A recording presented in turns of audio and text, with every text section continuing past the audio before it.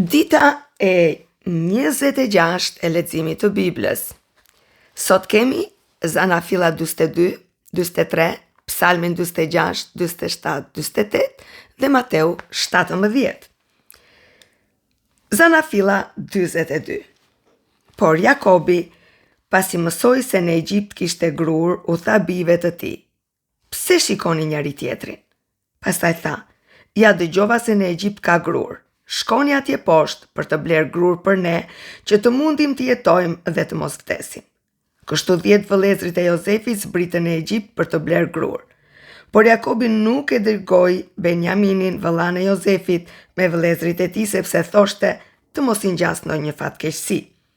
Bijtë e Izraelit arritën aty pra për të bler grur në mes të ardhurve të tjerë, sepse në vendin e Kananejve zotëronte zia. Jozefi ishte qeveritar i vendit, ai ushqiste grur tërë njerëzve të vendit, dhe vëllezrit e Jozefit erdhën dhe u përkulën para tij me fytyrë për tokë. Jozefi pa vëllezrit e tij dhe i njohu, por u suall me ta si një i huaj dhe përdori fjalë të ashpra me ta, duke u thënë: "Nga vini?" Ata u përgjigjen: "Nga vendi i Kananit për të bler ushqime." Kështu Jozefi njohu vëllezrit e tij, por ata nuk e njohën atë. Atëherë Jozefit ju kujtua ëndra që kishte parë rreth tyre dhe tha: "Ju jeni spiun. Keni ardhur këtu për të parë pikat e pambrojtura të vendit." Ata ju përgjigjen: "Jo, zotëria im. Shërbëtorët e tu nuk kanë ardhur këtu për të bler ushqime. Jemi të gjithë bijtë e të njëjtit njeri. Jemi njerëz të ndershëm. Shërbëtorët e tu nuk janë spiun." Por ai u tha atyre: "Jo, ju keni ardhur për të parë pikat e pambrojtura të vendit." Atëherë ata thanë: "Ne shërbëtorët e ty jemi 12 vëllezër, bijtë të njëjtit njeri nga vendi i Kananit. Dhe ja, pra më i riu është sot me atin ton, dhe njëri prej tyre nuk është më." Por Jozefi u tha atyre: "Çështja qëndron ashtu siç ju thash, ju jeni spiun. Ja si do të vjeni në provë. Ashtu siç është e vërteta që faraoni jeton, nuk do të dilni këtej para se vëllai juaj më i vogël të vijë këtu. Dërgoni njërin prej jush të marrë vëllain tuaj, dhe ju do të qëndroni këtu në burg, që fjalët tuaja të provohen dhe të shihen nëse thoni të vërtetën. Por ndryshe, ashtu siç është e vërtetë që faraoni jeton, ju jeni spiun." Kështu i futi bashkë në burg për 3 ditë. Ditën e tretë Jozefi u tha atyre: "Bëni këtë dhe do të jetoni. Unë kam frikë nga Perëndia. Në rast se jeni njerëz të ndershëm, njëri nga ju, vëllezrit të ri, i lidhur me zinxhir në burgun ton, dhe ju shkoni tu çoni grur familjeve tuaja që mos vdesin urije. Pastaj më sillni vëllain tuaj më të vogël, kështu do të vërtetohen fjalët tuaja dhe ju nuk keni për të vdekur." Dhe ata vepruan kështu. Atëherë i thoshin njëri tjetrit: "Ne jemi me të vërtet fajtor ndaj vëllait ton, sepse e pam ankthin e shpirtit të tij kur ai na lutej, por nuk ja u vun veshin. Japsa, pse na ra kjo fatkeqësi?" Rubeni që ju përgjigje atyre duke thënë: "A nuk ju thoja unë, mos kryeni këtë mëkat kundër fëmijës, por ju nuk më dëgjuat. Prandaj tani na kërkohet llogari për gjakun e tij." Ata nuk e dinin që Jozefi i kuptonte, sepse midis tij dhe atyre ishte një përkthyes. Atëherë ai u largua nga ata dhe qau. Pastaj u kthye pranë tyre dhe u foli. Mori Shimeonin dhe vuri ta lidhnin me zinxhir para syve të tyre. Pastaj Jozefi urdhëroi t'i mbushnin me grur thasët e tyre, të vendosnin parat në secilin në trastën e tij dhe t'u jepnin ushqime për udhëtim, dhe kështu u bë. Ata ngarkuan pra grurin mbi gomarët e tyre dhe u larguan. Tani në vendin ku po kalonin natën, njëri prej tyre hapi trastën e vet për t'i dhënë ushqim gomarit të tij, dhe pa aty brenda parat e veta që ishin në gryk të trastës. Kështu ju drejtua vëllezërve të tij: "Parat e mia mu rikthyen. Ja ku janë, në trastën time." Atëherë zemërvrar dhe i trembur i thoshin njëri tjetrit: "Ç'është vallë kjo që na bëri Perëndia?" Kështu arritën te Jakobi, ati i tyre në vendin e Kananit, dhe i treguan të gjitha ato që kishin ndodhur, duke thënë: "Njeriu që është zoti i vendit na foli ashpër dhe na trajtoi si spiun të vendit. Dhe ne i tham: jemi njerëz të ndershëm, nuk jemi spiun. Jemi 12 vëllezër, bijtë të atit ton. Njëri nuk është më, dhe i riu ndodhet sot me atin ton në vendin e Kananit. Por ai njeri, zoti i vendit na tha: Nga kjo do të provoj nëse jeni njerëz të ndershëm. Lini pranë meje një prej vëllezërve tuaj. Merrni me vete ushqime për familjen tuaj që po vdes nga uria dhe shkoni. Pastaj më sillni vëllan tuaj më të vogël. Kështu do të provoj që nuk jeni spiun, por njerëz të ndershëm. Unë do t'ju kthej vëllan tuaj dhe ju do t'i keni mundësi të bëni tregti këtu. Ndërsa ata po zbrasnin trastat e tyre, ja që pakot e parave të secilit ishin në trastën e secilit. Kështu ata dhe ati i tyre i pam pakot e parave të tyre dhe i zuri frika. Atëherë Jakobi ati i tyre tha: "Ju më keni lënë pa bijtë e mi. Jozefi nuk është më, Simeoni nuk është më, dhe doni të më hiqni edhe Benjaminin? E tërë kjo rëndon mbi mua." Rubeni i tha atit: "Po nuk ja ta ktheva urdhëro të vriten 2 bijtë e mi. Beso ma mua, unë do të ta kthej." Por Jakobi ju përgjigj: "Biri im nuk ka për të zbritur me ju, sepse vëllai i tij vdiq dhe mbeti vetëm ky. Po ti ndodh ndonjë fatkeqësi gjatë udhëtimit, do të kallnit në varr pleqërinë time të dhëmshme." Kapitulli 43. Por zia ishte e madhe në vend, dhe nuk mbaruan së ngrëni, dhe kur mbaruan së ngrëni grurin që kishin sjell nga Egjipti, Jati u tha atyre: "Ktheuni për të na bler pak ushqime." Por Juda ju përgjigj duke thënë: "Ai njeri na ka paralajmëruar haptas duke thënë: Nuk keni për ta parë fytyrën time, në qoftë se vëllai juaj nuk do t'jetë me ju. Në qoftë se ti e nis vëllan ton me ne do të zbresim dhe do të blejmë ushqime. Por në rast se nuk e nis, ne nuk kemi për të zbritur, sepse ai njeri na tha: Nuk keni për të parë fytyrën time, në rast se vëllai juaj nuk do t'jetë me ju." Atëherë Izraeli tha: "Pse më dhat këtë dhembje, duke i thënë atij njeriu që kishit edhe një vëlla?" Ata ju përgjigjen: "Ai njeri na pyeti me shumë kujdes për ne dhe farefisin ton duke thënë: Gjallë është ende ati juaj? Keni ndonjë vëlla tjetër?" Dhe ne u përgjigjëm në bazë të këtyre pyetjeve të tij. Ku të na shkonte mendja ne se ai do të na thoshte: "Sillni këtu vëllan tuaj." Pastaj Juda i tha Izraelit atit të tij: "Lere fëmijën të vijë me mua, dhe do të çohemi dhe do të shkojmë në mënyrë që të rrojmë dhe jo të vdesim. Si ne ashtu edhe ti e të veçlit tanë. Unë bëhem garant për te. Do t'i kërkosh llogari dorës sime për atë. Në rast se nuk e rikthej dhe nuk e vë përpara teje, do t'jem fajtor para teje për gjithnjë. Po të mos ishim vonuar në këtë orë, do t'ishim kthyer për të dytën herë." Atëherë Izraeli ati i tyre u tha atyre: "Po të jetë ashtu, veproni në këtë mënyrë. Merrni në trastat tuaja disa nga prodhimet më të mira të vendit, dhe i çoni atij njeriu një dhuratë: pak balsam, pak mjalt, disa aroma e mirë, fistik dhe bajame. Merrni me vete 2 fishin e parave dhe kthejani parat që ju vun në grykën e trastave tuaja. Ndoshta ka qenë një gabim. Merrni edhe vëllan tuaj dhe çohuni dhe ktheuni tek ai njeri. Dhe Perëndia i plot fuqishëm t'ju bëj të gjeni hir para atij njeriu, kështu që ai të liroj vëllain tuaj dhe Benjaminin. Sa për mua, po të jetë se duhet të mbetem pa bijtë e mi, ashtu qoftë." Ata pra morën me vete dhuratën dhe 2 fishin e parave dhe Benjaminin, u ngritën dhe zbritën në Egjipt dhe u paraqitën para Jozefit.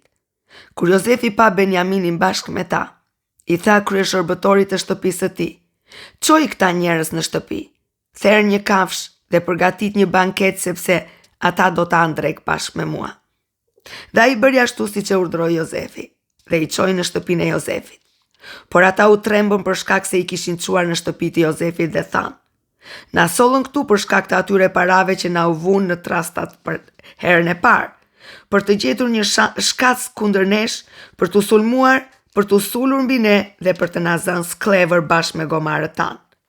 Pas ju afruan krye shërbëtorit të shtëpisë Jozefit, folëm me 8 dera e shtëpisë dhe thanë: "Zotria im, ne zbritëm në të vërtetë herën e parë këtu për të bler ushqime. Po ndodhi që kur arritëm në vendin ku kaluam natën, hapëm trastat dhe ja parat e secilit prej nesh ndodhej në gryk të trastës së vet. Parat tona me peshën e tyre të sakt, tani e kemi sjell me vete. Dhe kemi sjell me vete para të tjera për të bler ushqime. Ne nuk e dim kush mund t'i ketë vën parat tona në trastat tona. Por ai u tha, qetësoni, mos u tremni. Perëndia juaj dhe Perëndia i atit tuaj ka vënë një thesar në trastat tuaja. Unë i par të aparat tuaja. Pastaj u solli Simeonin. Ai njeri i futi në shtëpinë e Jozefit, u dha ujë që të lanin këmbët dhe ushqim për gomarët e tyre. Atëherë ata përgatitën dhuratën duke pritur që Jozefi të vinte në mesditë, sepse kishin dëgjuar që do të rrinin për të ngrënë në atë vend.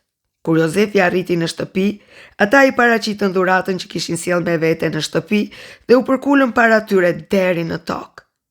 Ai i pyeti, si ishin, dhe tha, ati juaj, për të cilin më keni folur, është mirë? Ashtë ende gjallë. Ata u përgjigjen. Shërbëtori yt aty ynë. O Zot më fal. Më merr një qarë gjithmonë që i lexoj këtë paragraf, gjithmonë. Ata u përgjigjen. Shërbëtori yt aty ynë është i mirë, jeton ende, dhe ende ruan duke u përkullur. Pastaj Jozefi ngriti syt, pa vëllain e tij Benjaminin, birin e nësë tij dhe tha, ky është vëllai juaj më i vogël, për të cilin më folët, dhe shtoi Perëndia të ndihmoft biri im. Atëherë Jozefi nxitoi të dalë jashtë, sepse ishte mallëngjyer thellë për shkak të vllait të tij dhe kërkonte vend ku të qante. Hyri kështu në dhomën e tij dhe qau. Pastaj lau fytyrën dhe doli. Duke i dhënë emër vetes tha, shtrojeni drekën, duke i dhënë zemër vetes. Dreka u shtrua veçmas për te, veçmas për ata dhe për egjiptasit që hanin veçmas nga ai, sepse egjiptasit nuk mund të hanin bashkë me hebrejt. Kjo do të ishte një gjë e neveritshme për egjiptasit. Kështu, ata ulën përpara tij, i parë linduri sipas së drejtës së tij, të parë birërisë, dhe më i riu sipas moshës së tij, dhe i shikonin njëri tjetrin me habi.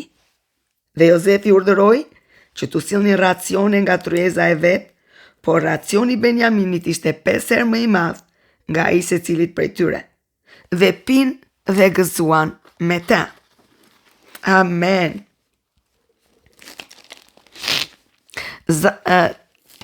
Psalmi 46, 47 dhe 48.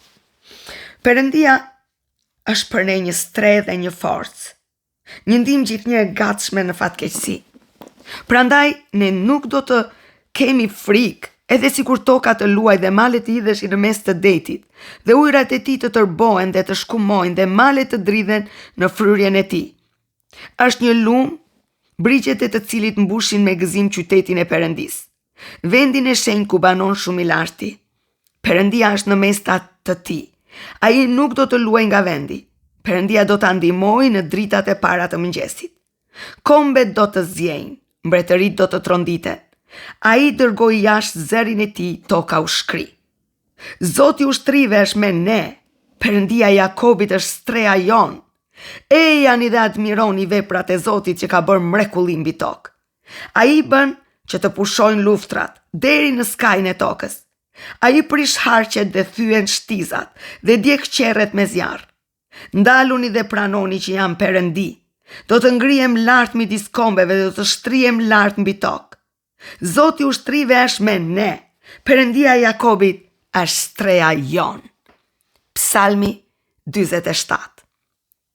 Duar trokisni o popuj, kremtoni Perëndin me britma triumfi, sepse Zoti shumë i larti është i tmerrshëm, një mbret i madh mbi gjithë dheun.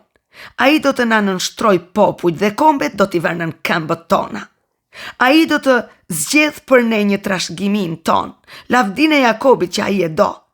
Perëndia është ngritur në mes broritjesh, gëzimi Zoti me tingujt e brorive. E borive. Këndojini lavde Perëndis ton, këndojini lavde. Këndojini lavde mbretit ton, këndojini lavde. Sepse Perëndia është mbreti i gjithë dheut. Këndojini lavde me zotësi. Perëndia mbretëron mbi kombet, Perëndia ulet mbi fronin e tij të shenjtë. Princat e popujve populli Perëndis të Abrahamit janë mbledhur bashk, sepse Perëndis i përkasin burojat e tokës.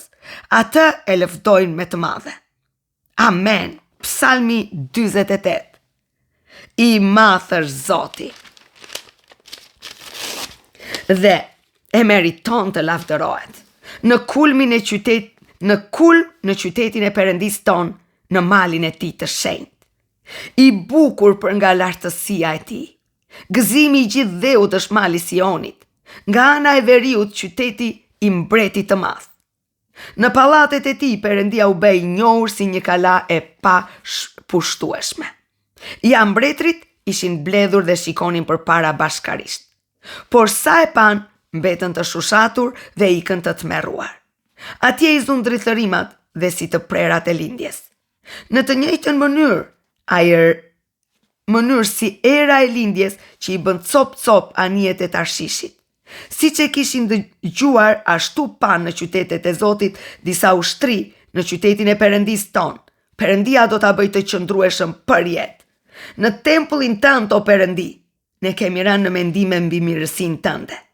Ashtu si emri yt, o Perëndi, kështu lëvdimi yt arrin deri në skajin e tokës. Dora jote djathtë është tër drejtësi. Le të gëzohet mali Sion. Le të ngazëllojnë vajzat e Judës dhe për gjykimet e tua. I bini rrotull Sionit, vizitojeni, numëroni kullat e tij, kërqyrni fortesat e tij, admironi pallatet e tij, me qëllim që të mund t'ua tregoni brezave që do të vinë, sepse ky Perëndi është Perëndia ynë për jetë. Gjithnjë ai do të jetë udhëheqësi ynë. Amen. Kështu është, kështu do të bëhet. Haleluja. Mateu 17. Mbas 6 ditësh, Jezusi mori me vete Pjetrin, Jakobin dhe Gjonin, vëllain e tij, dhe i çoi mbi një mal të lartë në vetmi, dhe u shpërfytyrua përpara tyre. Fytyra e tij shkëlqeu si dielli, dhe rrobat e tij u bën të bardha si drita. Dhe ja, ju shfaqën atyre Mojsiu dhe Elia, të cilët bisedonin me te. Atëherë Pjetri, duke marrë fjalën, i tha Jezusit: Zot, është mirë që ne jemi këtu.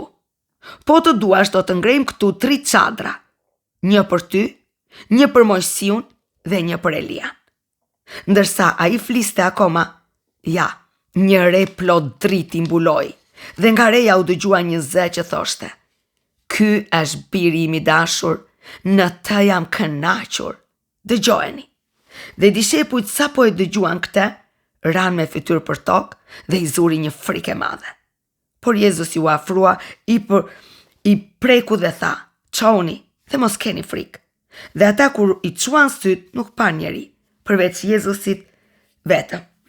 Pastaj kur po zbrisnin nga mali, Jezusi u tha atyre: Mos i flisni askujt për këtë vegim, derisa biri njeriut të jetë ringjallur prej së vdekuri. Atëherë dishepujt e tij e pyetën duke thënë: Vallë, pse skribët thonë se duhet të vi më parë Elia? Dhe Jezusi u përgjigj: Vërtet Elia duhet të vi më parë dhe të rivendos çdo gjë. Por unë po ju them se Elia ka ardhur dhe ata nuk e kanë njohur. Madje u sollën me të si deshën. Kështu edhe biri njeriut do t'i duhet të vuaj prej tyre. Atëherë dishepujt e kuptuan se u kishte folur për gjon pak zori. Kur arritën afër turmës, një burr ju afrua dhe duke u gjunjëzuar para tij tha: Zot, ki mëshirë për birin tim, sepse është epileptik dhe vuan shumë. Shpesh ai bie në zjarr dhe shpesh në ujë. Tani unë e solla te dishepujt e tu, por ata nuk mundën ta shëronin. Dhe Jezusi duke u përgjigjur tha: O brez që nuk beson dhe i çoroditur, deri kur do të qëndroj midis jush? Deri kur do t'ju duroj? E sillni këtu tek unë. Atëherë Jezusi e qortoi demonin, dhe ky doli nga djali dhe që nga ai çast djali u shërua. Atëherë dishepujt ju afruan Jezusit më njanë dhe i thanë: Përse ne nuk ishim në gjendje ta dëbonim? Dhe Jezusi u tha atyre: Prej mosbesimit tuaj, sepse në të vërtetën po ju them se po të keni besim sa një kokër sinapi, do t'i thoni këtij mali: zhvendosu nga këtu dhe atje, dhe ai do të zhvendoset dhe asgjë nuk do të jetë e pamundur për ju. Por ky lloj demoni nuk del veç se me anë të lutjes dhe të agjërimit. Por ndërsa ata qëndronin në Galile, Jezusi u tha atyre: Biri i njeriut do t'u dorëzohet në duart e njerëzve, dhe ata do ta vrasin, por ditën e tretë ai do të ringjallet. Dhe ata u pikëlluan shumë. Kur arritën në Kapernaum, vjelësit e të drahmëve ju afruan Pjetrit dhe i thanë: Mësuesi juaj, a e paguan taksën e tempullit? Dhe ai tha: Po. Kur hyri në shtëpi, Jezusi e pyeti përpara duke thënë: Ç'mendon ti, Simon? Prej kujt i marrin haracet ose taksat mbretërit e dheut? Prej bijve të vet o da prej të huajve? Pjetri tha: Prej të huajve. Bijt jam. Jezusi tha: Bijt pra përjashtohen. Megjithatë, për të mos i skandalizuar ata, shko në det, hidhe grepin, merr peshkun e parë që do të vi lart, hapja gojen dhe do të gjesh një statern. Merre dhe jepja u atyre për ty dhe për mua. Amen. Ju bekoj.